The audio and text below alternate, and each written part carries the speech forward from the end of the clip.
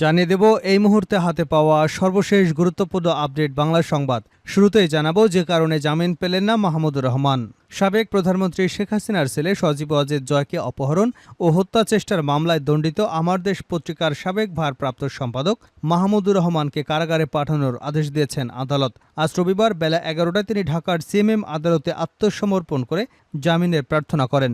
ঢাকার অতিরিক্ত metropolitan magistrate Mahbubul হক জামিনের আবেদন নামঞ্জুর করে তাকে কারাগারে পাঠানোর আদেশ দেন। আইনজীবী সৈয়দ জয়নুল আবেদিন মেজবা বলেন, মামলাটি মিথ্যা, বানোয়াট ও ভিত্তিহীন। প্রশ্নবিদ্ধ বিচারিক প্রক্রিয়ায় তড়িৎ গতিতে বিচারের নামে প্রহসন করা হয়েছিল। মাহমুদুর রহমানের অনুপস্থিতিতে এ মামলায় তাকে ২ ধারায় ৭ বছরের কারাদণ্ড দেওয়া হয়। এবারে জানাবো চাঁদাবাজি, জমি দখলের অভিযোগ, যৌথ বাহিনীর অভিযোগে বিএনপি নেতা গ্রেপ্তার। নারায়ণগঞ্জের সোনারগাঁওয়ে যৌথ বাহিনীর অভিযানে মোগরাপাড়া ইউনিয়ন বিএনপির সাধারণ সম্পাদক আতাউর রহমানকে আটক করা হয়েছে। শনিবার রাত ২টার দিকে উপজেলার হাবিবপুর নিজ বাড়ি থেকে তাকে গ্রেপ্তার করা হয়। জানিয়ে দেব কারামুক্ত সন্ত্রাসীরা নতুন অপরাধে জড়ালেই ব্যবস্থা ডিএমপি কমিশনার। কারামুক্ত শীর্ষ সন্ত্রাসীরা নতুন কোনো অপরাধে জড়ালে তদন্ত করে তাদের বিরুদ্ধে আইনগত ব্যবস্থা নেওয়া হবে বলে জানিয়েছেন ঢাকা মহানগর পুলিশের কমিশনার মোহাম্মদ মইনুল হাসান। রবিবার সকালে নয়াপল্টনে বাংলাদেশ ক্রাইম রিপোর্ট অ্যাসোসিয়েশন আয়োজিত ওয়ালটন ক্যাপ ক্রীড়া উৎসব ২০২৪ ফুটবল খেলার উদ্বোধনী অনুষ্ঠানে অংশ নিয়ে তিনি এসব কথা বলেন। এদিকে একই মঞ্চে বিএনপি নেতার পাশে আওয়ামী লীগের সন্ত্রাসীরা। আওয়ামী সন্ত্রাসীদের অনেকে এখন বিএনপিতে ঢুকে পড়েছে। বিএনপির এক শ্রেণীর সুবিধাবাদী নেতাদের আশ্রয় প্রশ্রয়ে সম্প্রতি এমন ঘটনা ঘটেছে।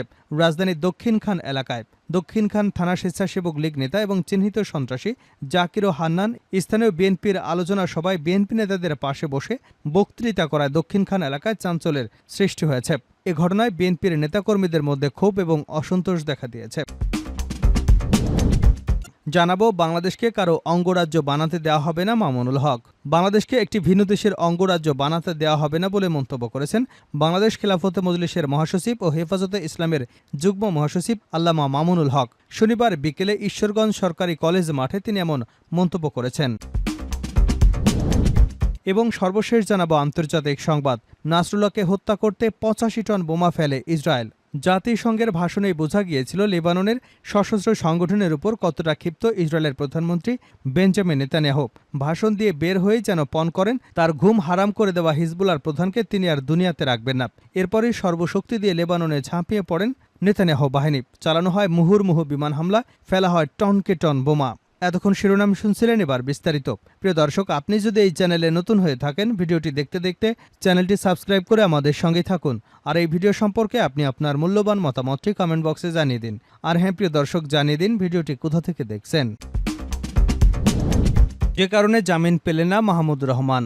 সাবেক প্রধানমন্ত্রী শেখ হাসিনার ছেলে সজীব ওয়াজেদ জয়কে অপহরণ এবং হত্যা চেষ্টার মামলায় দণ্ডিত আমার দেশ পত্রিকার সাবেক ভারপ্রাপ্ত সম্পাদক মাহমুদুর রহমানকে কারাগারে পাঠানোর আদেশ দিয়েছেন আদালত। রবিবার বেলা ১১টায় তিনি ঢাকার সিএমএম আদালতে আত্মসমর্পণ করে জামিন প্রার্থনা করেন। ঢাকার অতিরিক্ত মেট্রোপলিটন ম্যাজিস্ট্রেট মাহবুবুল হক জামিনের আবেদন নামঞ্জুর করে কারাগারে পাঠানোর আদেশ দেন। আইনজীবী সৈয়দ জয়নুল আবেদিন মেজবা বলেন, মামলাটি মিথ্যা, বানোয়াট ও ভিত্তিহীন। প্রশ্নবিদ্ধ বিচারিক প্রক্রিয়ায় তড়িৎ গতিতে বিচারের নামে প্রহসন করা হয়েছিল। মাহমুদুর রহমানের অনুপস্থিতিতে এ মামলায় তাকে ২ ধারায় ৭ বছরের কারাদণ্ড দেওয়া হয়। আমরা আপিলের শর্তে আদালতে জামিন করেছিলাম, কিন্তু একটি ধারায় ৫ বছরের দণ্ড থাকায় আদালতের জামিন দেওয়ার এখতিয়ার না থাকায় জামিন আবেদন মঞ্জুর করে তাকে কারাগারে পাঠানোর আদেশ দিয়েছেন আদালত। তিনি আরও বলেন, ফৌজদারি কার্যবিধি অনুযায়ী কোনো আদালত যদি ১ বছরের বেশি কারাদণ্ড দেন তাহলে তিনি এ মামলায় জামিন দিতে পারেন না। এ আদালত থেকে গত বছরের ১৭ই আগস্ট মাহমুদুর রহমানকে ৭ বছরের কারাদণ্ড দেওয়া হয়েছিল। এক ধারায় ৫ বছর, আগের ধারায় ২ বছরের কারাদণ্ড দেওয়া হয়। ফৌজদারি কার্যবিধি অনুযায়ী এই আদালত এ মামলায় জামিন দিতে পারেন না।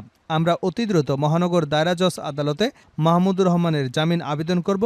আশা করি তিনি জামিন পেয়ে যাবেন। এর আগে গত ২৭শে সেপ্টেম্বর সকালে তুরস্ক থেকে দেশে ফেরেন মাহমুদুর রহমান। এ সময় তিনি বিনিয়োগ বোর্ডের চেয়ারম্যান এবং প্রতিমন্ত্রীর পদমর্যাদায় বিএনপির সরকারের দায়িত্ব পালন করেন। এরপর তিনি সাংবাদিকতায় নিজেকে যুক্ত করেন। দেশের জনপ্রিয় দৈনিক আমার দেশের ভারপ্রাপ্ত সম্পাদক হিসেবে দায়িত্ব পালন করেছিলেন। বিগত সরকারের ফ্যাসিবাদী আচরণের বিরুদ্ধে আমার দেশ পত্রিকায় লেখনির কারণে মাহমুদুর রহমানকে রাষ্ট্রযন্ত্র ব্যবহার করে নির্মম নির্যাতন করা হয়। এরপর তিনি বাধ্য হয়ে দেশ ছাড়েন।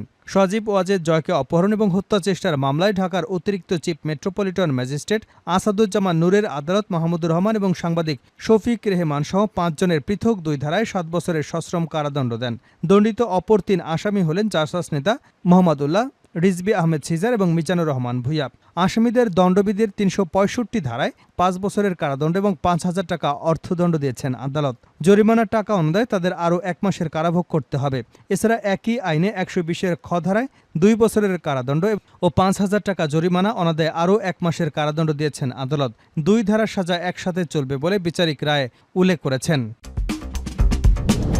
চাঁদাবাজি, জমি দখলের অভিযোগ, যৌথ বাহিনীর অভিযানে বিএনপি নেতা গ্রেপ্তার। নারায়ণগঞ্জের সোনারগাঁয়ে যৌথ বাহিনীর অভিযানে মুগরারপাড়া ইউনিয়ন বিএনপির সাধারণ সম্পাদক আতাউর রহমান আটক হয়েছেন। রাত ২টার দিকে উপজেলার হাবিবপুর নিজ বাড়ি থেকে তাকে আটক করা হয়। পুলিশ জানায়, আটক আতাউর রহমানের বিরুদ্ধে মুগরাপাড়া চৌরাস্তা এলাকায় সহজের জায়গায় ফুটপাতের দোকান থেকে চাঁদাবাজি, জমি দখল, বিভিন্ন ফ্যাক্টরির ঝুট ব্যবসা নিয়ন্ত্রণ নেবার অভিযোগ উঠেছে।